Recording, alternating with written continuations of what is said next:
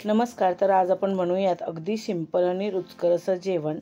त्याच्यामध्ये आपण बनवणार आहोत पनीर मसाला आणि गव्हाच्या पिठाची हेल्दी रोटी.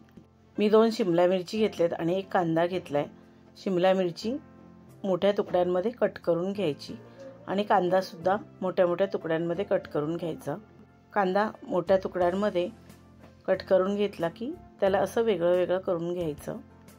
ही भाजी आणि रोटी अगदी हेल्दी आहे आणि खूपच टेस्टी बनते आणि बनवायलाही वेळ लागत नाही. अगदी पटकन बनते. 200 ग्राम पनीर घेतले, ते सुद्धा मोठ्या मोठ्या तुकड्यांमध्ये कट करून घ्यायचं. भाज्या कट केल्यानंतर बाउलमध्ये 1 वाटी दही घेतले. दही घातल्यानंतर त्याच्यामध्ये अर्धा चमचा कसुरी मेथी घालून घ्यायची. त्यानंतर हळदी पावडर घालायची, अर्धा चमचा मिरची पावडर, अर्धा चमचा धणे पावडर, अर्धा चमचा गरम मसाला.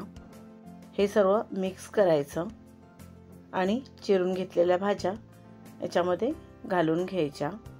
भाज्या या दह्याच्या पेस्टमध्ये मस्त मिक्स करायच्या आणि 10 ते 15 मिनिटासाठी मॅरिनेशन करायला ठेवून द्यायच्या. भाज्या मॅरिनेट होत आहेत तोपर्यंत आपण रोटीचं पीठ भिजवूयात. गव्हाचं पीठ घेतलंय अंदाजे 2 वाटी. त्याच्यामध्ये चवीप्रमाणे मीठ घालायचं. 1 चमचा काळे तीळ घालायचे आणि थोडं थोडं पाणी घालून पीठ असं घट्टसर मळून घ्यायचं. पीठ 10 मिनिटं झाकून तसंच ठेवून द्यायचं.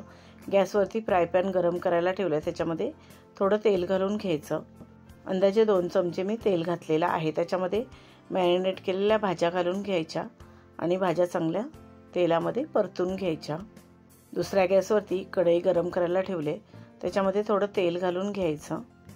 तेल गरम झालं की त्याच्यामध्ये 2 मोठे बारीक चिरून घेतलेले कांदे घालून घ्यायचे. कांदा तेलावरती परतायचा. थोडंसं मीठ घालायचं. मीठ घातलं की कांदा लवकर भाजला जातो. कढीपत्ता घालायचा.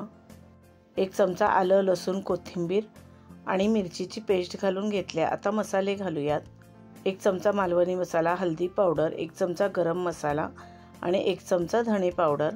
मसाले फोडणीमध्ये चांगले परतून घ्यायचे. मसाले चांगले परतले की त्याच्यामध्ये टोमॅटोची प्युरी घालून घ्यायची. 2 मोठे टोमॅटो बारीक वाटून घेतलेत.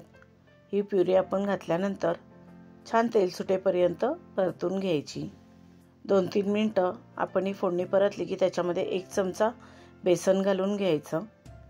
बेसनसुद्धा 2-3 मिनिटं चांगलं फोडणीमध्ये खमंग असं परतून घ्यायचं, म्हणजे बेसनचा कच्चटपणा निघून जाईल. फोडणी चांगली परतली की त्याच्यामध्ये परतलेल्या भाज्या घालून घ्यायच्या आणि त्याही चांगल्या ग्रेव्हीमध्ये मिक्स करून घ्यायच्या. भाज्या मिक्स करून घेतल्या की त्याच्यामध्ये थोडं पाणी घालायचं. जास्त पाणी घालायचं नाही, अगदी अर्धी वाटी वगैरे पाणी घालायचं आणि परत एकदा व्यवस्थित मिक्स करून घ्यायचं आणि 3 ते 4 मिनिटं ह्या भाजीला उकळी येऊ द्यायची. भाजी शिजते तोपर्यंत आपण रोटी बनवून घेऊयात. आपल्या चॅनलवरती जेवणाच्या सिरीज चालू आहेत, तर हे जेवणाचे व्हिडिओ तुम्ही नक्की बघा. आपल्याला नेहमीचा प्रश्न पडतो की जेवणामध्ये काय बनवायचं, तर हे व्हिडिओ बघून तुम्हाला नक्कीच आयडिया येईल की जेवणामध्ये काय बनवायचं. तर हे व्हिडिओ तुम्ही नक्की बघा आणि जास्तीत जास्त तुमच्या मित्रमैत्रिणींमध्ये शेअरसुद्धा करा. मी रोटी लाटून घेतल्या आणि वरून थोडी कोथिंबीर लावून घ्यायची आणि परत एकदा लाटून घ्यायचं. रोटी लाटून झाली की पलटी करायची आणि दुसऱ्या बाजूने हलकंसं पाणी लावून घ्यायचं. तवा चांगला गरम करायचा आणि मग तव्यावरती ज्या बाजूने आपण पाणी लावलं आहे त्या बाजूने रोटी घालून घ्यायची. एक साईडने रोटी व्यवस्थित सेकून घ्यायची आणि मग दुसऱ्या बाजूने गॅसवरती अशा पद्धतीने रोटी आपल्याला भाजून घ्यायची आहे.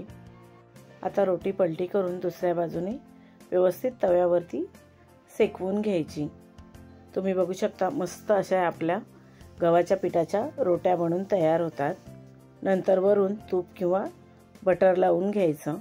आपली भाजीसुद्धा तयार झालेली आहे. अशा पद्धतीने असं हेल्दी जेवण तुम्ही घरच्या घरी नक्की बनवून बघा. व्हिडिओ आवडला असेल तर व्हिडिओला लाईक शेअर करा आणि आपल्या चॅनलला सबस्क्राईब केलं नसेल तर सबस्क्राईब करा.